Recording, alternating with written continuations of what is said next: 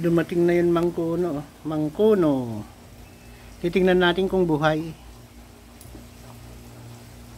Bayugan. Kay Sir Johnny Rostico. Almost 8 days. Ay 7 days. Para eksakto. Tingnan natin kung buhay siya. So bubuksan po natin.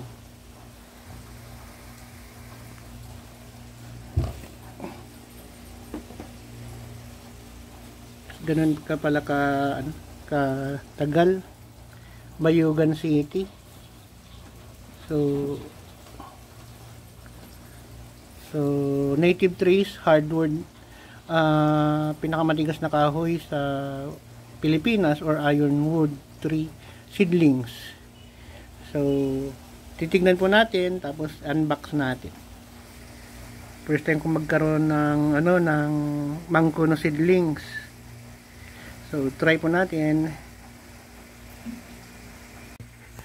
Hindi naka-record. So ito yung mangkuno seedlings natin from Bayugan City. Nag-order lang tayo ng sample. Try natin kung kaya dito. Hanggang dito sa Maynila. So ang shipping, ang tagal, 7 days. So ito yung mangkuno natin. First na seedlings natin na mangkuno for sharing natin. So ito na guys. Padalamin natin yung ironwood natin. Mangkuno or Santos Timon Verdugo Llanos. Most hardest wood tree in planet Earth. Kasi ang sabi, diyan kay score niya daw 3,800 to 4,500.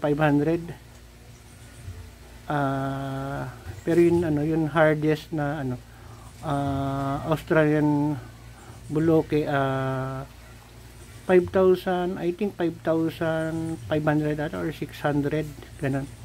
Pero may nagsasabi kasi ng mangkuno diyan kay score niya daw is more than 5,000 din. So makikita nyo pag nagtitingin ng most hardest wood sa buong mundo is hindi na-include ang iron trees natin, yung mangkuno. So siguro hindi nila natetest. So yun, iprove natin. Native sa Pilipinas.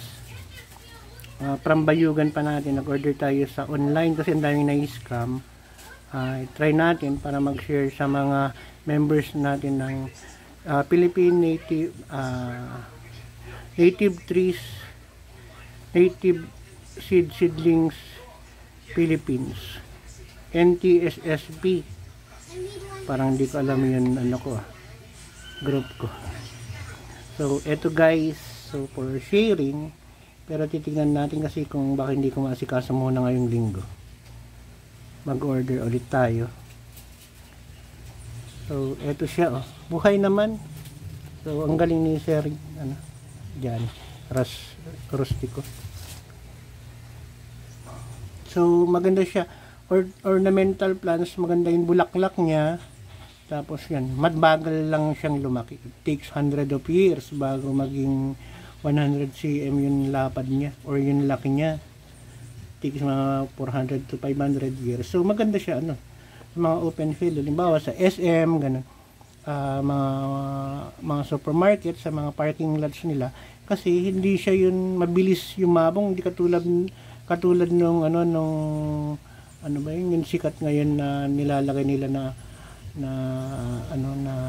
mga trees sa harap ng mga SM. Sana ito yung mailagay natin sa mga natin, mga parks, kasi ang ganda yung bulaklak niya, kulay red. Hindi siya ganun ka bilis lumaki. So kapag more than 5 to 6 feet siguro, it takes several years. Hindi trim yung mga yung mga parking areas ng mga mall. May ganyan natin yung mga mall na magtanim ng ganito.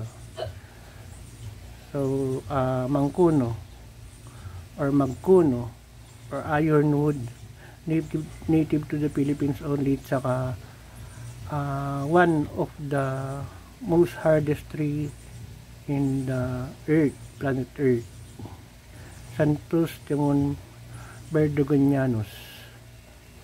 So yun yung pagkakaalam ko, kung meron akong hindi nabanggit ng tama. siguro bahala na. Basta native sa atin, padamihin natin at saka i-distribute natin para dumami. Hindi lang po sa sa part ng south, kundi pati sa Luzon. So yun lang po. Malusog sila, oh. Sabi ko sa pinagbilhan ko, Sir Johnny, sir, ipili mo. Ayan na guys. So dumating naman ng safe, akala ko nga wala pa. So eto na siya. Kaysa bumili ka ng seed, bumili ako dati 2 beses, 3 beses akong bumili ng seed. Napatubo ko eh. Pero kapag nililipat ko, ang tagal tumubo, ang tagal lumaki. Saka namamatay siya kapag open air na. So nalalagay ko muna sa growing box. Nabubuhay siya, madaming around mga 60 to 70% yung nabubuhay. Pero kapag nililipat ko na sa separate seedling bags, namamatay, nabubuhay yung iba pero napakatagal. So kung sino yung gustong kumuha, wait lang po at mag-share tayo. So ito po yung most hardest tree or one of the hardest wood in the planet Earth. Bye po. Ang laking tuog seedlings, 3 feet na siguro. Tuog seedlings, tapos ipil. Ito hindi ko alam kung anong klaseng Diosporus. Kamagong parang ita-ita ata. May nagbigay ng seed dati, attorney. Nakalimutan ko yung pangalan ng seed eh. Tapos meron tayong akling gubat. Ito naman supa, sinundura supa.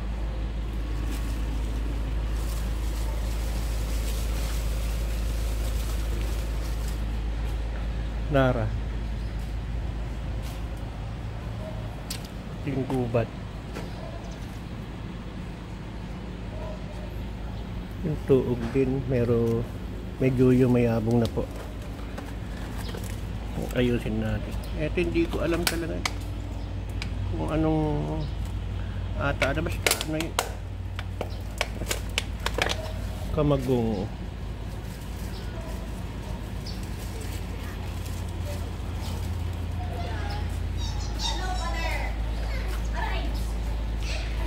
Hello, bina-vlog ko. Hello Brands. Hello Ate Gabi, si Mami. Eto. Yun lang, yun akling gubat nilalangkaw. So ito mga 6 feet na yung iba. Ayun, kapag na-out natin to, yung 20% ibibigay natin kapag nakapag-out tayo ng 1,000